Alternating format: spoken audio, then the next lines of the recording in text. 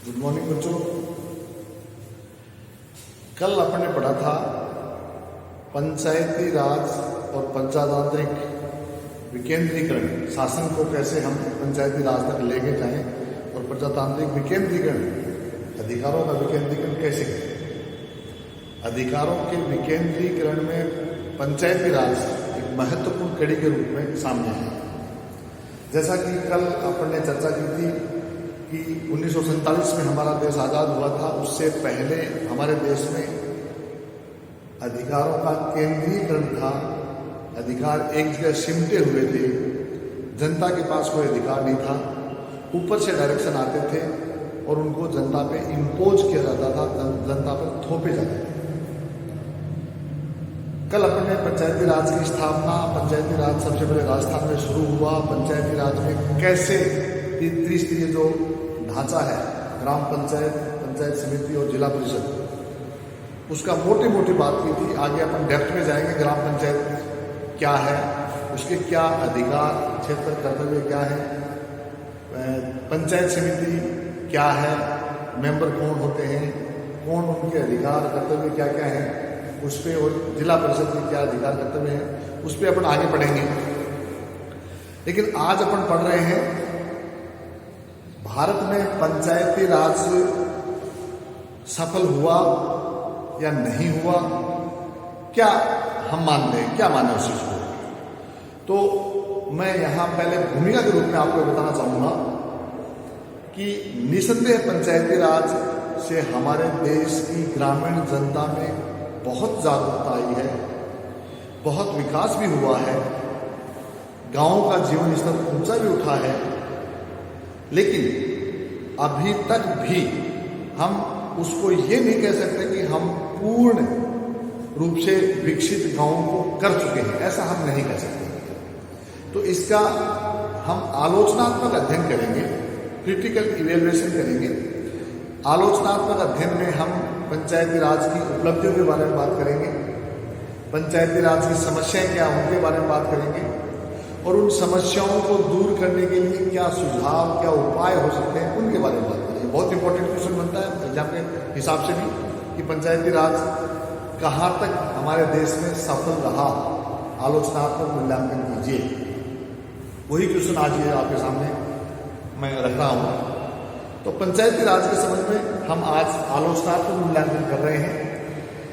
जैसा कि अपन देख रहे हैं कि पंचायती राज को हमारे देश में अपनाने के साथ ही हमारे गांव में जो लोगों में जागरूकता आई है, राजनीति के प्रति जो जागरूकता आई है, लोग राजनीति में आकर के देश के निर्माण में अपने आप को कैसे सहयोग, अपने आप को शामिल कर रहे हैं, गांव की जो व्यवस्थाएं हैं उनमें कैसे बदलाव आया है, गांव के जो रोजगार हैं उनमें कैसे बढ़ोतरी हुई है, विकास हुआ है, शिक्षा में कैसे बढ़ोतरी हुई है, शिक्षा के साथ साथ स्वास्थ्य में कैसे बढ़ोतरी हुई है, गांव के जो कुटीर उद्योग धंधे हैं, छोटे छोटे जो धंधे हैं, पशुपालन है, डेयरी है, मछली पालन है, चमड़ा उद्योग है, इनको कैसे मजबूती मिली है, ये सब पंचायती राज की देन है, जिसके कारण आज हमारे गांव आगे प्रोग्रेस कर रहे हैं, विकसित हो रहे हैं, ये उन्हीं की देन है। तो पहले हम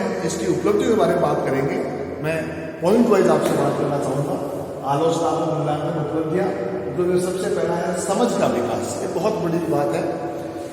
जब तक व्यक्ति का दिमाग विकसित नहीं होगा, जब तक व्यक्ति की समझ डेवलप नहीं होगी, तब तक सही मायने में उस समाज का विकास संभव नहीं होगा। विकास क्या है? व्यक्ति की दिमाग की उपज है, व्यक्ति के जो मानसिक आइडियाज जो है, व्यक्ति क्या सोचता है, व्यक्ति किस रूप से आगे बढ़ने के बारे में विचार करता है, ये पूर्ण रूप से इस बात पर निर्भर करता है कि जो जितना ज़्यादा सोचेगा, जितना ज़्यादा अपनी समझ को बढ़ाएगा, उतना ही वह अपना विकास करेगा, अपने समाज का विकास करेगा। पंचायती राज इसमें बहुत ही महत्वपूर्ण भूमिका पंचायती राज की इसमें रही है कि ग्राम पंचायत लेवल पर चुनाव होते हैं, प्रतिनिधि चुने जाते हैं, पंच होते हैं, पंच चुने जाते हैं। तो उनमें एक राजनीतिक जागरूकता, समझ, शिक्षा सब कुछ उसमें शामिल होता है।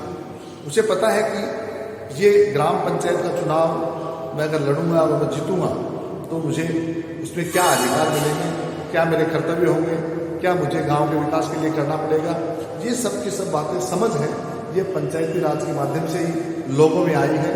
नहीं तो अभी तक लोग गाँव में अपने हिसाब से बैठे थे, उनकी समझ इतनी डेवलप नहीं हो पाई। तो समझ का बहुत तेजी से विकास हुआ है। अधिकारों के प्रति चेतना, गांव के लोग भी पंचायती राज आने के बाद ये जानने लगे कि उन्हें एक मानव होने के नाते देश के संविधान ने उन्हें क्या क्या अधिकार दे रखे हैं, क्या क्या कर्तव्य उन्हें दे रखे हैं। उन्हें अपने अधिकारों को प्राप्त करने के लिए संघर्ष करना है, उन्हें अपने अधिकारों को प्राप्त करना है, उन्हें अपने कर्तव्यों के प्रति भी जिम्मेदार रहना है, अपने कर्तव्यों का भी पूर्णतः पालन करना है और एक जिम्मेदार नागरिक देश का, राष्ट्र का बनने में अपने को शामिल करना है। तो ये जो अधिकारों के प्रति चेतना, अधिकार और कर्तव्य दोनों साथ आते हैं, अकेले अधिकार नहीं होते हैं। अधिकार जहाँ होंगे वहाँ कर्तव्य भी साथ होंगे। तो अधिकार और कर्तव्यों के प्रति व्यक्ति सचेत होता है, चेतनशील होता है और वो अपने समाज को, अपने गांव को, अपने देश को आगे बढ़ाने में सहयोग करता है। गांव में भौतिक विकास, भौतिक फिजिकल विकास, जिसको भौतिक विकास, जिसमें शिक्षा के लिए स्कूलें, स्वास्थ्य सेवाओं के लिए अस्पताल, कृषि से संबंधित जो खाद्यान्न है, अन्न है, उत्पादन जो करते हैं उसके लिए रोड, बेचने के लिए अच्छी से अच्छी मंडियां, उनको अच्छे बीज खाद मुहैया कराने के लिए, सलाह देने के लिए सहकारी समितियां, ये सब गांव में विकसित हुई है। ये पंचायती राज की बदौलत ही विकसित हुई है। और यही कारण है कि गांव का किसान, गांव का एक आम व्यक्ति अपनी अच्छी से अच्छी सेहत बना के रखे, अपने बच्चों को अच्छी से अच्छी शिक्षा प्रदान करे, अपनी उपज का अच्छे से अच्छे मूल्य उसे मिले, अपनी उपज का अच्छी से अच्छी पैदावार वो करे। ये सब की सब बातें गांव में जो भौतिक विकास हुआ उसके कारण ही संभव हो चुका है। शिक्षा, जैसा कि हमें पता है कि जब तक व्यक्ति शिक्षित होता है तभी वह मनुष्य होता है। अशिक्षित व्यक्ति मनुष्य के रूप में नहीं है, क्योंकि जब शिक्षा नहीं है, उसे पता ही नहीं है, तो पशु में और हम में कोई ज़्यादा फर्क नहीं है। क्योंकि पशुओं को नहीं पता उन्हें क्या करना है, जहाँ उनको रखेंगे, बांध देंगे, रख लेंगे, वैसे ही चलते रहेंगे।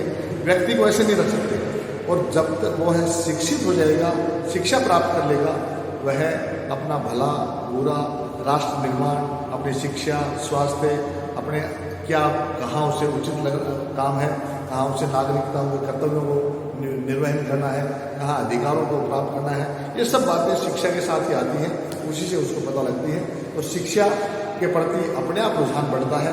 और गांव में जो इंफ्रास्ट्रक्चर जो बढ़ा है उसमें हर गांव में स्कूलें, हर गांव में उच्च शिक्षा के संबंधित सुविधाएं, छोटे एरिया को मिला करके उच्च शिक्षा की सुविधाएं भी प्रदान की हुई हैं। तो शिक्षा का बहुत ज़्यादा विकास हमारे देश में पंचायती राज संस्थाओं के माध्यम से हुआ है।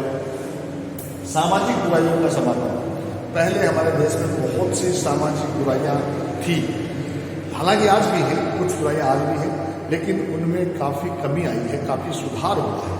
पहले रूढ़िवादिता, भेदभाव, छुआछूत, ऊंच नीच, जेंडर जो डिस्क्रिमिनेशन, ये पहले बहुत ज़्यादा होता था। लेकिन धीरे धीरे बदलते परिवेश में जैसे जैसे हमारी पंचायती राज का जो सिस्टम गांव में आया है, हमारी शिक्षा को बढ़ावा मिला है, राजनीतिक जागृति लोगों में आई है, अधिकारों का उनको पता लगा है, कर्तव्यों का उनको पता लगा है। और इन सब का रिजल्ट ये होगा कि जो समाज में बुराइयां व्याप्त हैं उनसे भी लोग दूरी बनाने लगे हैं। मृत्यु भोज एक बहुत मोटा उदाहरण आपके सामने है इस एरिया में, जो अभी धीरे धीरे लोग उसको छोड़ने लगे हैं। तो ये सामाजिक बुराइयों का समापन है, ये भी पंचायती राज के माध्यम से ही संभव हो सका है। तो इन चीज़ों को देखते हैं, समझ का विकास, अधिकारों के प्रति चेतना, गाँव में भौतिक विकास, शिक्षा, सामाजिक बुराइयों का समापन, इन चीज़ों को देखते हैं तो हमें लगता है कि जो पंचायती राज है उसके माध्यम से हमें बहुत कुछ गाँव को दिया है। इस पंचायती राज में गाँव आगे बढ़े हैं, गाँव में विकास हुआ है, लेकिन कुछ चीज़ें ऐसी भी हैं जिनकी तरफ देखते हैं तो लगता है कि अभी भी पंचायती राज इन पहलुओं पर अभी भी उसे काम करना और बाकी है। पंचायती राज के माध्यम से इन जो समस्याएं हैं, बुराइयां हैं, जो कमियां हैं, उनकी तरफ भी ध्यान देना जरूरी है। जब तक कमियों को हम देखेंगे नहीं, कमियों पर हम मनन नहीं करेंगे, कमियों पर हम विचार नहीं करेंगे, तब तक उनमें सुधार नहीं हो सकता, तब तक उन कमियों को दूर नहीं किया जा सकता। इसलिए इन कमियों के बारे में भी हम चर्चा करेंगे कि कौन सी ऐसे लैग पॉइंट है, कौन से ऐसे बिंदु हैं जिनके कारण आज भी गांव जो सपना हमने देखा था, जिस रूप में विकास करने का सपना देखा था, उतने विकसित नहीं हो सके। तो वो विफलताएं हैं, उनके बारे में बात कर रहे हैं। पहला है संवैधानिक प्रावधान का अभाव। देखिए, वैसे तो पंचायती राज के संबंध में समय समय पे नियम, एक्ट, कानून बनते रहे हैं, लेकिन उन नियम, एक्ट, कानून में जो प्रावधान कुछ ऐसे हैं, जैसे वित्त से संबंधित और प्रशासनिक अधिकार ऐसे हैं जिनके बारे में अभी भी स्पष्ट कानून, नियम नहीं बने हैं, और उन्हीं के कारण आज वित्तीय संसाधन गांव को जो जुटाने चाहिए थे उस रूप में वो नहीं जुटा पाते हैं। ज़्यादातर ग्रांट केंद्र और राज्य सरकारों पर वो ग्रांट के लिए निर्भर रहते हैं, उन्हें उसके लिए सौतेला व्यवहार भी देखना पड़ता है, और जो सोच हम ग्रामीण विकास की लेकर चलते हैं उसमें हम कहीं ना कहीं पिछड़ जाते हैं। इसलिए संवैधानिक प्रावधानों का जो अभाव है, विशेष रूप से फंड्स जनरेट करने के लिए प्रशासनिक अधिकार उनको दिए जाने हैं, उनके लिए इस पर विशेष ध्यान दिया जाना जरूरी है, जिससे इस प्रकार की फाइनेंशियल क्राइसिस और एडमिनिस्ट्रेटिव जो प्रॉब्लम्स है वो उनके सामने नहीं रहे। राजनीतिक इच्छा शक्ति का अभाव। यद्यपि हमारे देश में पंचायती राज एक्ट लागू हो रखा है, समय समय पर उसमें अमेंडमेंट भी हुए हैं, सुधार भी हुए हैं, लेकिन अभी भी स्थिति ऐसी है कि राजनीतिक जो उच्च लेवल की राजनीतिक इच्छा शक्ति है, चाहे भले वो प्रशासनिक अधिकारियों, ब्यूरोक्रेसी हो, भले वो राजनेताओं की हो, उसमें अभी भी इच्छा शक्ति का अभाव है। वो गांव के जो सिस्टम है, गांव का जो पंचायती राज है, वो आज भी उनकी मेहरबानी पे निर्भर करता है। दूसरे शब्दों में कहूँ, उनकी जो कृपा पे ही निर्भर करता है कि उनमें, उस गांव में कैसे विकास हो पाएगा, कैसे उसकी डेवलपमेंट हो पाएगा, कैसे उनके पास फंड पहुंचेंगे। और कहीं ना कहीं ये जो इच्छा शक्ति का अभाव है, ये गांव के विकास को बाधित करता है। इसलिए इस प्रकार के कानून बनने चाहिए कि वो किसी की इच्छा शक्ति, किसी की कृपा पे निर्भर ना हो, और गांव के विकास के लिए उनको अपने रिसोर्सेज जुटाने के लिए आगे बढ़ने का मौका दें, और ऊपर से भी अच्छी फंडिंग उनको मिले, जिससे समय पर उनको हो सके। विशिष्ट वर्ग को लाभ। देखिए, ये इस देश की बहुत बड़ी समस्या है। एमएलए का बेटा एमएलए बन जाता है, एमपी का बेटा एमपी बन जाता है, राजनेता अपने बच्चों को ही उसमें राजनीति में ले आते हैं। ये सबसे बड़ी समस्या है। यहाँ गांव में भी ये चीज शामिल हो रखी है। जो प्रभावशाली लोग हैं वो इस पंचायती राज का पूरा फायदा उठाते हैं, और जो गरीब है, वास्तव में जो व्यक्ति अभाव में जीवन यापन कर रहा है, जो गरीबी में अपना जीवन यापन कर रहा है, उसे इसका विशेष फायदा नहीं मिल पा रहा है। ये हमारा एक ड्रॉबैक है, जो इसको दूर करना जरूरी है। विशिष्ट वर्ग के साथ साथ ऐसे कानून व्यवस्था की जानी चाहिए जिससे गांव के प्रत्येक व्यक्ति को इस पंचायती राज का लाभ मिले और वो अपना जीवन यापन, अपना जीवन स्तर ऊंचा उठा सके। ऐसी हम कल्पना इस पंचायती राज से करते हैं, और उसको पूरा करना जरूरी है। सामाजिक पिछड़ापन, ये हमारे लिए पंचायती राज को विकसित करने में सबसे बड़ी समस्या सामने आ रही है कि हमारा जो समाज है बहुत पिछड़ा हुआ है, उसमें बहुत सी रूढ़िवादिताएं, कुरीतियां उसमें विद्यमान आज भी हैं। यद्यपि काफ़ी लोगों में इसमें सुधार हुआ है, लेकिन हम ये नहीं कह सकते कि 100% सुधार इसमें हो गया। अभी भी इसमें काफ़ी सुधार करने की और आवश्यकता है। इसलिए सामाजिक जो पिछड़ापन है, ये भी हमारे लिए दूर करना जरूरी है।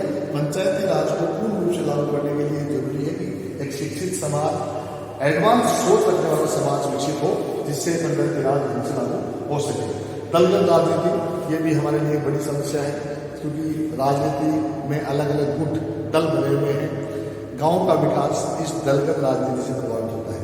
गांव में अगर मान लीजिए किसी जिस राजनीतिक पार्टी की सत्ता राज्य में या केंद्र में है, अगर उस दल का व्यक्ति गांव के शासन में गांव का प्रतिनिधि नहीं बन पाता है, तो उसे फंडिंग नहीं मिलती है, उसे योजनाओं से दूर रखा जाता है।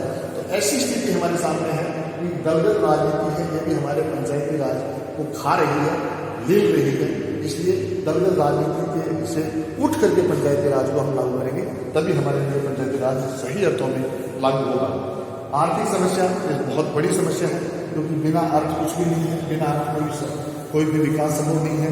अर्थ या तो पंचायत या पंचायती राज की संस्थाएं अपना खुद स्वयं अपना अर्थ अर्जन करें, उनके ऐसे संसाधन जुटाए जाए जिससे वह ज़्यादा से ज़्यादा धन इकट्ठा कर सके और अपने विकास के कार्यों में लगा सके। लेकिन अभी तक की जो व्यवस्थाएं हैं उसमें ऐसी कोई व्यवस्थाएं नहीं बन रही हैं जिससे उनको ज़्यादा से ज़्यादा धन को इकट्ठा कर सके। ज़्यादातर वो केंद्र और राज्य के द्वारा फंडिंग जो उनको जारी होती है, उनको जो मिलती है, उसी पर निर्भर करते हैं, जिसके कारण भी हमारा विकास नहीं हो पाता है। पंचायती राज का जो मूल उद्देश्य है वो हमें नहीं मिल पाता है। शिक्षा निरंतर समस्या, जैसा कि अभी मैंने बताया कि शिक्षा में विकास बहुत हुआ है, शिक्षा का विकास काफ़ी मात्रा में हुआ है, लेकिन हम ये नहीं कह सकते कि शिक्षा 100% हो गई, पूर्ण रूप से शिक्षित लोग हो गए हैं। अभी भी काफ़ी लोग ऐसे हैं जिनको शिक्षा मुहैया नहीं हो रही है, शिक्षित नहीं है, और शिक्षित न होने के कारण वो निर्धन भी है। तो ये निर्धनता और अशिक्षा है, ये भी हमारे पंचायती राज के द्वारा विकास करने में बाधा सामने आ रही है। केंद्र प्रणाली पिछले लगभग 2 दशक से हम देख रहे हैं कि पंचायती राज में जो काम हो रहे हैं, पंचायती राज में जो विकास हो रहे हैं, वो केंद्र या राज्य सरकारों से फंडिंग आती है, उसी पैसे को वो अपने उस विकास में लगा लेते हैं, और केंद्र और राज्य सरकार से जो फंडिंग आती है उसमें निश्चित रूप से भेदभाव होता है। तो उस भेदभाव के कारण कुछ गाँवों को जिनको पहले से आर्थिक सहायता मिली हुई है, उनको और मिल रही है, वहाँ पहले से जिनको लाभ प्राप्त हो रहा है वो और लाभ प्राप्त हो रहे हैं, और जिनको पहले नहीं मिला उनको आज भी नहीं मिल रहा है। ये तो भेदभाव वाला सिस्टम है, उसके कारण केंद्र द्वारा प्रायोजित कार्यक्रम हैं वो पूर्ण रूप से पंचायती राज को सफल नहीं बनने दे रहे हैं। प्रशासनिक तंत्र का अभाव, ये भी एक बड़ी समस्या है। जब तक प्रशासन चुस्त दुरुस्त पंचायती राज व्यवस्था को कायम करने के लिए मन से काम नहीं करेगा, तब तक हमारे लिए ये संभव नहीं होगा कि हम पंचायती राज को ढंग से स्थापित कर सकें। ये भी हमारी एक बड़ी समस्या है। तो ये उपलब्धियां हो गई, ये विफलताएं हो गई, अब हम क्या करें, क्या सुझाव दें जिनसे हमारा ये पंचायती राज सिस्टम अच्छी तरह से लागू हो जाए और देश में सारी व्यवस्थाएं, गांव की जो व्यवस्थाएं हैं वो दुरुस्त हो जाए और हम विकास की पटरी में तेजी से दौड़ने लगे। उसके लिए कुछ सुझाव दिए गए हैं। पहला तो ये कि संवैधानिक प्रावधानों को कड़ाई से लागू करना, यानी जो कभी देखा होता है संवैधानिक प्रावधानों का अभाव, काफ़ी प्रावधान एक्ट संशोधन हुए हैं पंचायती राज संबंध में, लेकिन उनको ढुलमुल तरीके से लागू किया जाता है, कड़ाई से लागू नहीं किया जाता, प्रभावी रूप से लागू नहीं किया जाता। तो ऐसा एक मैकेनिज्म बनना चाहिए जिससे कि इन कानूनों को कड़ाई से प्रभावी रूप से लागू करें, जिससे वास्तव में जो उद्देश्य हम पंचायती राज का लेकर चले हैं उस उद्देश्य को प्राप्त करने के लिए हम आगे बढ़ें और वो उद्देश्य हम प्राप्त भी कर सकें। व्याप्त गुटबाजी को समाप्त करना, जो पंचायती राज की विभिन्न संस्थाएं हैं या गाँव के जो विभिन्न पार्टियाँ, क्योंकि पंचायती राज के आधार पर गांव में जो लोग एक साथ बैठते थे, एक साथ मिलजुल करके रहते थे, भाई भाई की तरह रहते थे, आज उनमें आपस में फ्रैक्शन आ गया, गुटबाजी हो गई। क्यों हो गई? कोई व्यक्ति किसी गुट को बिलोंग करता है, कोई व्यक्ति किसी राजनीतिक पार्टी से बिलोंग करता है और आपस में उनमें मनमुटाव होता है। तो ये जो आपसी गुटबाजी जो है गाँव में, ये हमारे लिए बड़ी समस्या है पंचायती राज को आगे बढ़ाने में। इसलिए ऐसे ये जरूरी है कि जो गाँव की गुटबाजी है उसको समाप्त करना चाहिए। ऐसा एक मैकेनिज्म डेवलप किया जाए जिससे गांव के लोग पहले जैसे आपसी प्रेम और सौहार्द से रहते थे, उसी प्रकार से अब भी रहना प्रारंभ करें और अपना विकास करें। इसके लिए ये बहुत जरूरी गुटबाजी को समाप्त करना चाहिए। वित्तीय स्थिति में सुधार करना, जैसा कि मैं पहले बता चुका हूँ कि अर्थ है तो ही विकास संभव है। तो अर्थ के संबंध में हमें संसाधन उन ग्रास रूट लेवल पे भी संसाधन वित्त के बढ़ाने चाहिए और ऊपर से भी फंडिंग जो है केंद्र और राज्यों से भी फंडिंग की व्यवस्था अच्छी होनी चाहिए, जिससे वह अपना विकास करने के लिए उन्हें पर्याप्त मात्रा में वित्तीय सहायता प्राप्त हो सके, वित्तीय सहायता प्राप्त होने में सुधार हो सके। निर्वाचित प्रतिनिधियों पर प्रभावी प्रशिक्षण, जो प्रतिनिधि निर्वाचित होते हैं जैसे सरपंच है, प्रधान है, प्रमुख है, ये जो प्रतिनिधि या पंच है या जो पंचायत समिति के डायरेक्टर्स हैं, जिला परिषद के डायरेक्टर्स हैं, ये जो निर्वाचित प्रतिनिधि होते हैं, इनमें प्रतिनिधियों का एक प्रभावी प्रशिक्षण होना चाहिए। उन्हें प्रॉपर ट्रेनिंग देनी चाहिए कि वो कैसे अपने क्षेत्र का, कैसे अपने एरिया का विकास कर सकते हैं, कहाँ से उन्हें फंडिंग मिल सकती है, किन किन योजनाओं में पैसा लगा करके विकास हो सकता है, उन्हें अच्छी तरह जागरूक करेंगे तो निसंदेह तो ट्रेनिंग का प्रभाव सामने पड़ता है। अपन जहाँ भी देखते हैं IAS बनते हैं तो उनको भी ट्रेनिंग दी जाती है, RS कोई बनता है उनको भी ट्रेनिंग दी जाती है, टीचर कोई बनता है उनको भी ट्रेनिंग दी जाती है। तो ऐसी ही ट्रेनिंग ये जो जनप्रतिनिधि हैं पंचायती राज के, इनको भी ऐसा एक ट्रेनिंग दी जानी चाहिए जिससे वो अपना कार्य को भी पारदर्शी तरीके से प्रभावी रूप से निभा सके। इसलिए ट्रेनिंग बहुत दिया जाना बहुत जरूरी है। निर्वाचित संस्थाओं को भंग करने का अधिकार, ये अपन देखते आए हैं कि जहाँ राजनीतिक भेदभाव जहाँ हमें दिखता है वहाँ सामान्यतः पंचायती राज संस्थाओं को भंग कर दिया जाता है। ऊपर से राज्य सरकार के द्वारा कहीं न कहीं किन्हीं कारणों के कारण उन्हें भंग कर देते हैं और वो लगातार 5 साल तक का जो टाइम इनका सामान्यतः होता है, उस 5 साल के टाइम में वो संस्था भंग पड़ी होती है और उस क्षेत्र का विकास संभव नहीं होता। इसलिए एक ऐसा मैकेनिज्म, ऐसा एक कानून प्रभावी रूप से होना चाहिए कि इस प्रकार पहली बात तो भंग करने का अधिकारी ना हो, और अगर मान लीजिए कोई विशेष परिस्थिति में उन संस्थाओं को भंग भी किया जाता है तो वापस तत्काल 6 माह में उनके उसका चुनाव करवा करके वापस उस संस्था को जीवित किया जाए जिससे उस क्षेत्र का विकास हो सके। ये बहुत जरूरी है। तो ये आज हमने पंचायती राज सेकंड में इसका आलोचनात्मक मूल्यांकन किया है, इसके बारे में आपके सामने चीजें रखी हैं। इसी के साथ आज इस टॉपिक को हम समाप्त करते हैं। कल अपन नेक्स्ट पढ़ेंगे पंचायती राज में ही जो ग्राम पंचायत है उसकी क्या स्थितियाँ हैं उसके बारे में पढ़ेंगे। धन्यवाद।